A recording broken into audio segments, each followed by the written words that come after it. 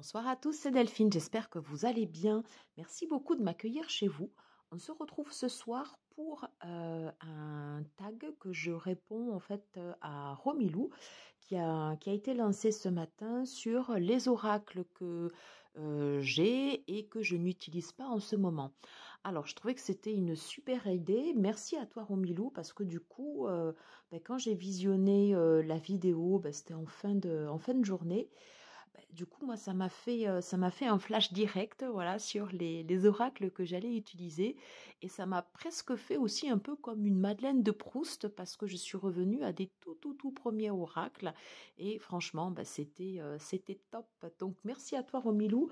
C'était une super idée. Voilà. Donc, je vais vous présenter la sélection des oracles dont j'en ai sélectionné 9 et à chaque fois en faisant des sous-catégories. Voilà. Alors, on va commencer par le premier et non des moindres, l'oracle des fées de Lucy Cavendish. Alors, c'est un oracle qui est cher à mon cœur. Pourquoi? Parce que c'est vraiment en fait le premier oracle mass market que j'ai acheté. Voilà. C'était un coup de cœur, hein, quand j'ai commencé les cartes. J'ai eu un réveil très tardif au niveau des cartes, hein, puisque ça fait à peu près ça fait 2 ans et demi que je tire les cartes. Voilà, j'étais instinctivement attirée par cet oracle. Et voilà, il y a tout en fait que j'aime à l'intérieur. D'abord, c'est un oracle qui est relié à la Terre, puisque sur l'univers des fées. J'adore l'univers également de Lucy Cavendish, puisque sur les guidebooks, à chaque fois l'impression, quand je lis les guidebooks, de lire un livre. Voilà. Et je trouve que c'est toujours ultra complet. J'adore ces présentations. Alors après, on aime ou on n'aime pas, je peux le comprendre parce que des fois, c'est quand même assez détaillé. Eh bien, moi, c'est vraiment un univers dans lequel je plonge totalement. Voilà. Et totalement relié à la Terre, à l'univers de Gaïa. Donc c'est quelque chose qui me parle énormément. Et je me suis dit, c'est vrai que j'ai toujours ce coup de cœur pour cet oracle. Et du coup, je ne l'utilise pas, mais bon, par contre, du coup, je vais le ressortir. Alors, comme vous avez pu constater, du coup, je l'avais customisé, j'avais coupé les bords, j'avais refait des tranches un peu marron, donc ça mériterait quand même de refaire une petite beauté. Voilà, puisque moi, du coup, quand je l'avais utilisé, les tranches, c'était un petit peu abîmé. Voilà. Mais après, c'est vrai que sur la taille des cartes, c'était un bonheur. Voilà. Et tout à l'heure, en fait, en préparant la review, quand j'ai repris les cartes, je me suis dit, mais pourquoi tu l'as pas ressorti? Voilà. J'adore cet oracle. Et puis de toute façon, j'y suis profondément attachée puisque c'est le premier oracle vraiment mass market que j'ai utilisé, enfin que j'ai pris. Et voilà, c'était mon coup de cœur. Hein. Voilà. J'adore cette carte des 3 grâces. Ça me fait penser aux 3 de coupe. Voilà, il est très bien. Un très bel oracle. Et quand on arrive en fait à s'y connecter, je trouve que les messages sont extrêmement intéressants. Voilà. Et donc on commence avec un oracle relié à la Terre-Mère Gaïa et on terminera cette review également avec un oracle connecté également aux énergies de la Terre, mais totalement différent. Voilà, ok, allez, on va passer. Donc ça, c'était l'univers de Lucy Cavendish que j'adore. Le deuxième oracle, qui était également dans les tout premiers oracles que j'avais achetés, c'est un oracle de Alana Fairchild. J'en ai sélectionné 3. Donc de la même façon que Lucy Cavendish, c'est vraiment un auteur que j'affectionne parce que c'est le même ressenti que j'ai en fait quand je manipule en fait ces oracles. J'adore l'énergie qui s'en dégage. Celle-ci est très particulière sur cet oracle, l'oracle des rebelles sacrés. Et les guidebooks également sont très complets. Et on a vraiment le sentiment de lire un livre quand on prend cet oracle. Alors après, Cet oracle se suffit également à lui-même. On n'est pas obligé de se connecter directement au guidebook, mais des fois, c'est vrai que le complément en fait les informations qu'on va aller chercher dans le guidebook sont très bien. Et donc, comme vous pouvez le constater, c'était un oracle également que j'avais customisé, donc avec du violet pour toute la partie connexion. Et donc, ça me permettait également une prise en main optimale. Et c'est vrai que quand je l'ai dans les mains, ben, c'est une sensation ben, que j'adore. Et bon, ben, alors après, les cartes, elles sont très, très, très connues, mais pour travailler ben, sur du développement personnel, sur de la divination, pour travailler sur l'intuition, ben, c'est un outil qui est juste formidable. Voilà. En projection également, en travail psychologique. Enfin, il y a énormément de choses qu'on peut faire avec cet oracle et il est magnifique. Il est magnifique. Après, il faut aimer Alana Fairchild, mais moi je sais que voilà, c'est vraiment un univers que j'affectionne énormément. Voilà, on va terminer sur la carte de la présentation de l'oracle, l'héritage de la lumière. Voilà. Ça, c'était pour la sélection du deuxième oracle. Quasiment les mêmes énergies. En tout cas, je ressens la même chose que sur l'oracle des fées de Lucy Cavendish. Alors, on va passer sur les deux autres oracles et j'ai de nouveau sélectionné deux oracles d'Alana Fairchild. Alors, des énergies pour le coup qui sont totalement différentes. L'oracle de Marie, Mère universelle, et l'oracle de Kali. Alors, je vais les poser ici. Avant de vous montrer les cartes, c'est pareil, les cartes sont très, très, très connues. Alors, pourquoi j'ai sélectionné en fait ces deux oracles? J'aime travailler avec ces deux énergies. On va dire que celle qui est prépondérante pour moi, en fait, c'est surtout l'énergie de Marie.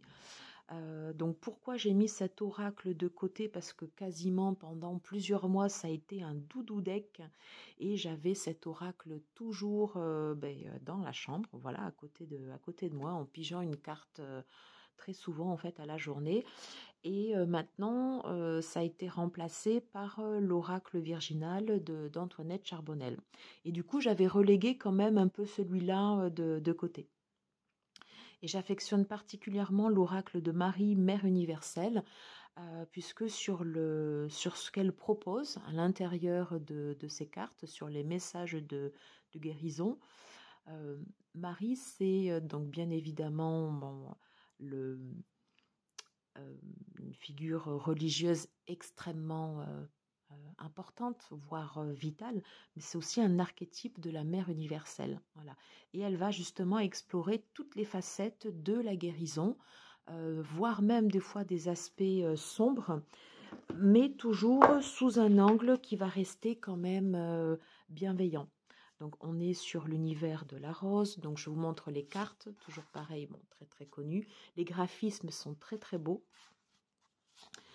Et c'est un oracle que je vais de toute façon ressortir et remettre à côté de l'oracle virginal d'Antoinette Charbonnel. C'est un oracle que j'utilise quasiment que pour moi. Je l'utilise très peu sur la chaîne parce que je trouve qu'il est, comme on dit, intuitu personae, voilà. Et j'ai envie de garder les messages pour voilà, pour moi, pour toute la partie développement. Mais on reste quand même sur une énergie qui sera douce, même bienveillante, presque des fois reposante, même si on va, Alana Fairchild, pardon, va aborder tous les aspects de la guérison en abordant également la partie sombre. C'est l'un des attraits de cet oracle. Alors, pourquoi j'avais sélectionné donc du même auteur, Alana Fairchild, l'oracle de Kali? Parce que c'est également une énergie avec laquelle j'aime travailler. Kali, c'est la force. Kali, c'est aussi également un côté trash. Et moi, je sais que j'ai besoin en fait de ces deux énergies. J'ai besoin de cette énergie maternante, de Marie, de la mère universelle, puisque je travaille avec Marie comme un archétype, aussi religieux bien sûr, et l'oracle de Kali, Kali, j'en ai besoin à des moments plus ponctuels, comme des coups de boost quand on a besoin de se mettre un coup de fouet et qu'on a besoin en fait d'avancer dans des moments où euh, voilà, enfin je veux dire ça, c'est une énergie qui est beaucoup plus forte, qu'on peut ressentir de façon beaucoup plus trash, mais c'est aussi une énergie qui nous, enfin en tout cas moi qui m'a beaucoup servi et qui reste complémentaire à l'énergie de Marie. Alors au-delà de ça, voilà, sur cet oracle, les illustrations de Jimmy Manton sont juste magnifiques.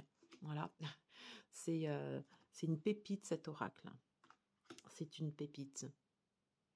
Ce que j'aime également dans les oracles d'Alana Fairchild, c'est qu'à chaque fois il est proposé en fait des rituels associés à chacune de ces cartes. Vous avez toujours des mantras. Donc c'est un travail qui est super, super intéressant. Et pouvoir travailler comme ça avec ces deux énergies, alors pas forcément en même temps parce que c'est différent, hein, et l'énergie de Marie et l'énergie de Kali, qui peut venir pour moi en fait en complément, je trouve que c'est un travail en développement personnel qui est juste génial. Voilà. Donc du coup, j'ai ressorti cet oracle. C'est également un oracle que je trouve plutôt intuitu personae, donc que j'utilise pour moi. Et j'ai refait dans mon domicile en fait un endroit avec une carte que j'avais sortie de cet oracle. Et voilà, j'ai repigé une carte tout à l'heure que j'ai associée en fait voilà comme un petit hôtel, comme un rituel. Voilà. Alors on va terminer sur cette carte. Donc évidemment, elle est très évocatrice, mais je trouve qu'elle représente très bien en fait l'univers de Kali, la force, la régénération, voilà, le fait de transmuter. Enfin, c'est un oracle qui est très très très intéressant en développement personnel. Voilà, mais sur des énergies beaucoup plus intenses. Voilà, beaucoup plus fortes et qui peuvent être des fois perçues comme plus violentes aussi par certains. Mais un travail très bénéfique. Voilà pour les oracles d'Alana Fairchild. Alors, on change totalement, on change totalement de registre et j'ai sélectionné 3 autres oracles que, à mon grand regret pour l'instant, j'utilise peu. Alors, je ressors en fait l'oracle Béline. L'oracle Béline, c'est le deuxième oracle que j'ai acheté. En premier, j'ai acheté le Tarot de Marseille de Grimaud. Et le deuxième oracle que j'ai acheté, c'était l'oracle Béline. Alors, je le mets totalement à part des autres. Après, j'ai acheté donc l'oracle de Lucy Cavendish, qui est vraiment associé à du mass market. Et par rapport à celui-là, je le trouve différent en fait voilà, des autres mass market. Pour moi, le Bénin, il est voilà dans cette, il est dans cette forme, il est dans cette forme-là. Alors je sais qu'il a été sorti un autre oracle, mais avec lequel en fait je n'accroche pas du tout. Et j'ai beaucoup fait de tirages avec avec cet oracle tout au début. Et l'association avec l'énergie des planètes, donc il y en a 7, les dessins, même s'ils peuvent être perçus comme un peu rudimentaires, mais voilà, moi c'est quelque chose qui me parle. Voilà. Alors après, dans son énergie, voilà, c'est pas forcément l'oracle le plus doux. Il peut des fois délivrer aussi également quelques messages un peu trash, mais le fait de tirer les cartes, donc un outil sur de la divination qui est juste top, on peut aussi s'en servir en développement personnel. Et donc voilà, comme je vous disais, lorsqu'on tire les cartes, forcément, des fois, on a besoin aussi d'un certain réveil, d'avoir des messages en fait ici qui nous parlent. Et des fois, ça peut être des messages qui vous délivrent une information comme ça, un peu des fois brute. Voilà, des informations dont on a besoin aussi pour pouvoir avancer. Voilà. Donc une énergie très intéressante et un super oracle pour pouvoir travailler. Et moi, ça fait partie en fait des must-have de la cartomancie. Voilà. Et c'est vraiment l'original. Alors c'est peut-être un côté un peu puriste comme ça, mais voilà, pour moi le Béline, c'est vraiment c'est celui-là et c'est pas un autre. Voilà. Et donc du coup, je vais bien évidemment le ressortir puisque voilà, il ne mérite pas d'être mis de côté. Voilà.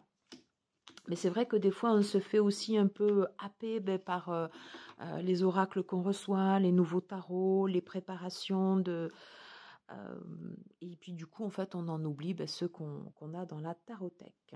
Voilà. Alors, un autre oracle que j'utilise, que je n'utilise pas en ce moment et qui est cher à mon cœur. Alors, pour moi, c'est pas un tarot, hein, c'est un oracle. Voilà. L'oracle de Madame Indira aux éditions Grimaud.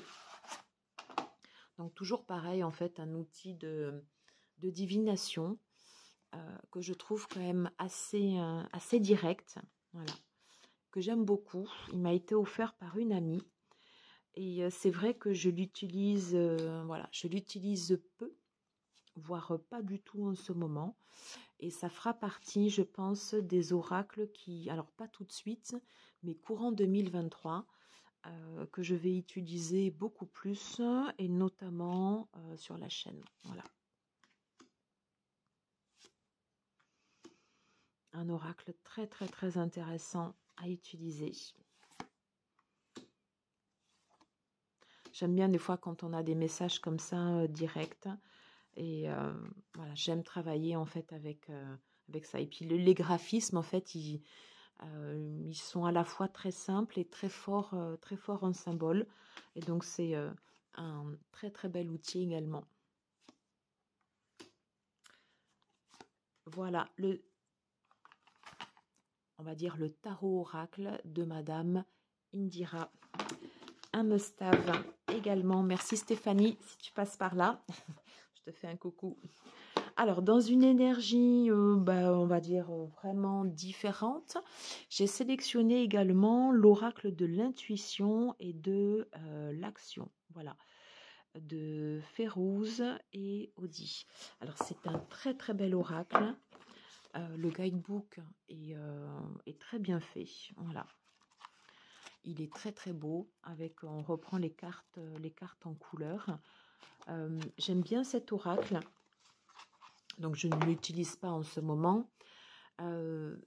Mais du coup, voilà, en reprenant les cartes tout à l'heure, il y a quelque chose de solaire qui ressort de cet oracle. Il est très très simple d'utilisation. On peut piger une carte pour l'énergie de la journée, prendre une carte en complément d'un tirage tarot et ou d'un tirage oracle. Il parle bien. J'ai refait un test, j'ai refait un tirage tout à l'heure forcément avant de l'utiliser et c'est vrai que les réponses elles sont très très bien. On va s'arrêter sur mais forcément la prêtresse. Un très très bel outil en développement personnel pour favoriser bien évidemment l'intuition. Tout le côté ici également action. Voilà, c'est un très très bel oracle. Voilà.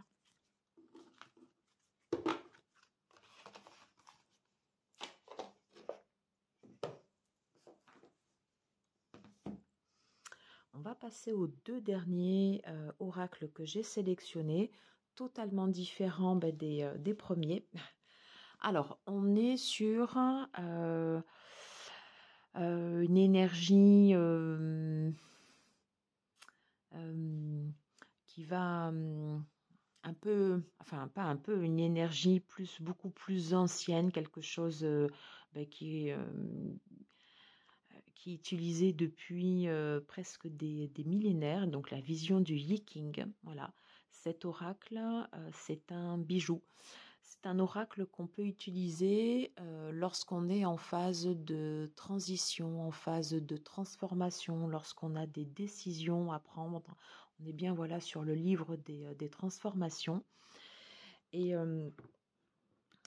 c'est un oracle qui est basé sur la philosophie du yin et du yang, voilà, où on va parler en fait du principe de la dualité.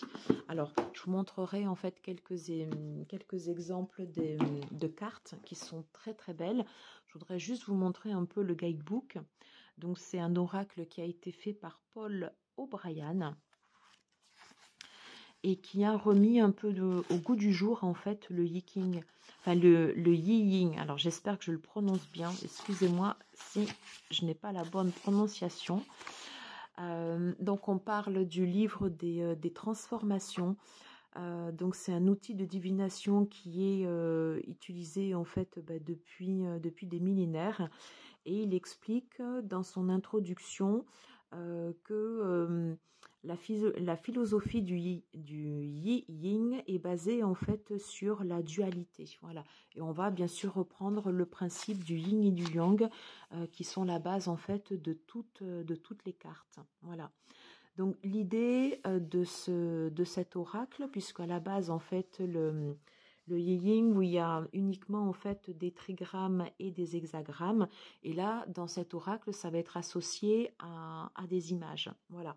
Donc on peut aussi s'en servir en intuitif, mais ce serait dommage de ne pas bénéficier en fait de toute la philosophie en fait du yin qui est très profonde. On peut avoir du mal à percevoir au départ en fait les messages, alors qu'en fait il y a quelque chose de très subtil, de très très fort, voilà, qui ressort de cet oracle. Donc à la base en fait sur cette méthode de divination, c'était tiré uniquement en fait avec juste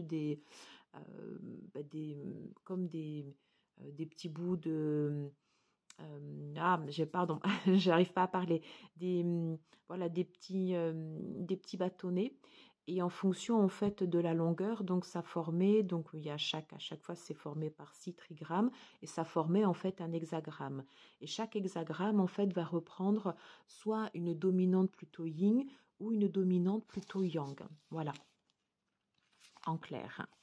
Et c'est également en fait on reprend donc les 8 familles du Tao. Lorsqu'on regarde les cartes, voilà, les cartes, elles sont magnifiques. Elles sont magnifiques. Et quand vous avez une question, par exemple sur soit une situation professionnelle, une situation sentimentale ou d'ordre plus général, vous pouvez en fait faire un tirage en associant par exemple juste 2 cartes. Je vais prendre les cartes. Voilà, admettons par exemple que vous tiriez cette première carte. Ça, c'est l'énergie actuelle, c'est l'énergie du présent, c'est ce qui est en transformation, c'est ce qui est en train d'évoluer. Et la deuxième carte va représenter l'énergie du futur. Et pour pouvoir vous reporter au livret, il suffit voilà, de regarder ici donc les hexagrammes. Je ne sais pas si vous le voyez bien ici sur la vidéo. Et sur la carte l'énergie du présent, celle-ci, vous allez lire uniquement le message sur les trigrammes qui sont différents de la deuxième carte. Voilà. Et sur l'énergie à venir, celle qui n'est pas encore là, vous vous reportez au livret et vous prenez juste l'introduction. Voilà. Donc c'est un très très bel outil. Donc je l'ai testé tout à l'heure bien sûr, mais avec ces 2 cartes. Par exemple, il a ici sur les obstacles temporaires. Ce qu'il faut lire en fait ici dans cette carte, ce sont les 3 premiers trigrammes. Vous allez sur la page 39 Et en fait, ce qui vous concerne, ce sont ici ces 3 trigrammes, puisque ce sont ces trigrammes qui n'apparaissent plus sur la deuxième carte. Et sur la deuxième carte,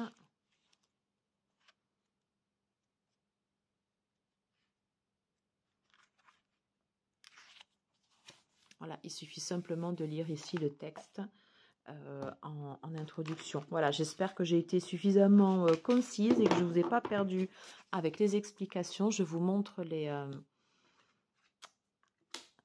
les cartes qui sont juste sublimissimes. Et donc, pour retirer tout le bénéfice de cet oracle, il est vraiment conseillé en fait d'utiliser en fait à chaque fois ces 2 cartes avec les techniques que je vous ai indiquées précédemment. Et le visuel est magnifique. Moi, quand j'avais vu cet oracle, c'était un coup de cœur graphique. Voilà. Et après, voilà, je suis allée un petit peu plus en profondeur dans l'utilisation de l'oracle. Et du coup, je vais profiter de ce tag pour pouvoir ressortir cet oracle parce que je trouve les messages délivrés sont faits avec beaucoup de finesse. Et on est également sur une énergie en fait qui fait appel comme ça en fait à la terre, puisqu'on reprend en fait les éléments. On a donc l'élément eau, on a le lac, le feu, la terre, on a le tonnerre, voilà, enfin c'est le ciel, les montagnes, le lac. Donc c'est un très très bel oracle que je vous conseille. Il nécessite une approche, voilà. C'est pas un oracle qu'on va acheter et utiliser comme ça juste en tirant une carte. Non, il nécessite quand même voilà de pouvoir se poser avant de l'utiliser. Comme pour tout oracle, mais celui-là, c'est vrai qu'il y a quand même une préparation, je dirais quand même plus importante. Voilà.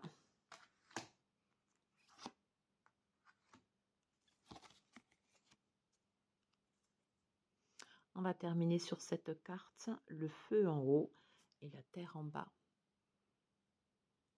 Sur les progrès. Et elle est magnifique.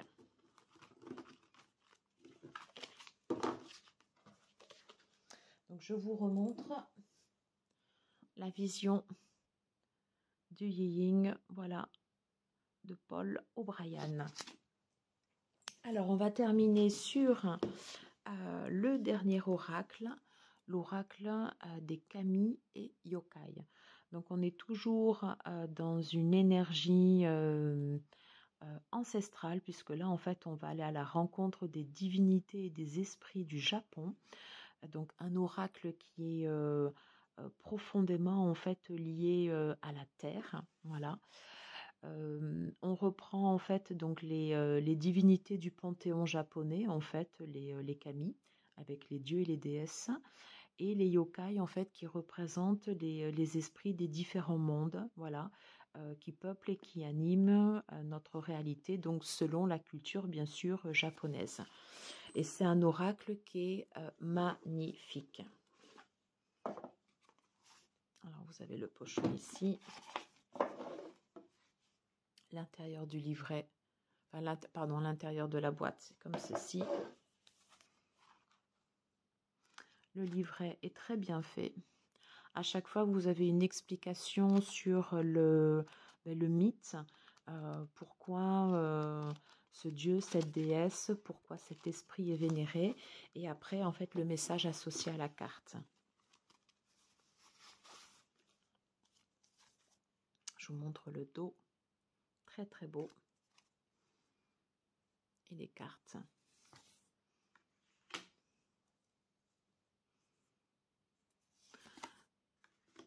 Donc, quand j'avais acheté cet oracle, je crois que je l'avais pris l'an dernier, voilà, j'avais repris à chaque fois en fait des mots-clés directement sur sur les cartes, voilà. Pour pouvoir laisser parler également l'intuition, voilà, et où après se donner la possibilité aussi bien sûr de pouvoir aller voir directement sur le livret. Mais déjà le graphisme est très très beau.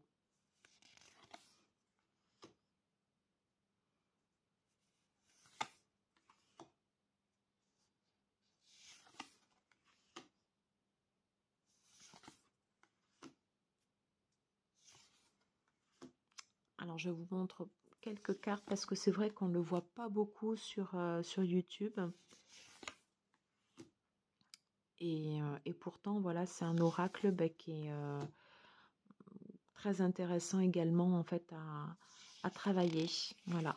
Après, il faut pouvoir se connecter en fait avec ou avoir au moins une affinité avec ces divinités, avec le panthéon japonais, parce que c'est vrai qu'à la base, c'est pas notre culture.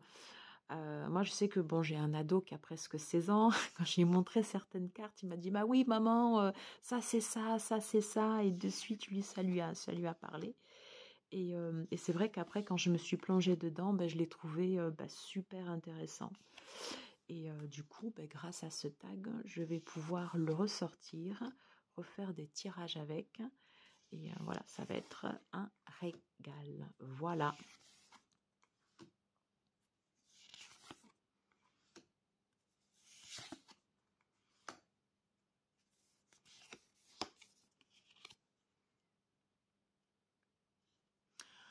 On va terminer sur cette carte. On avait commencé avec l'univers des fées.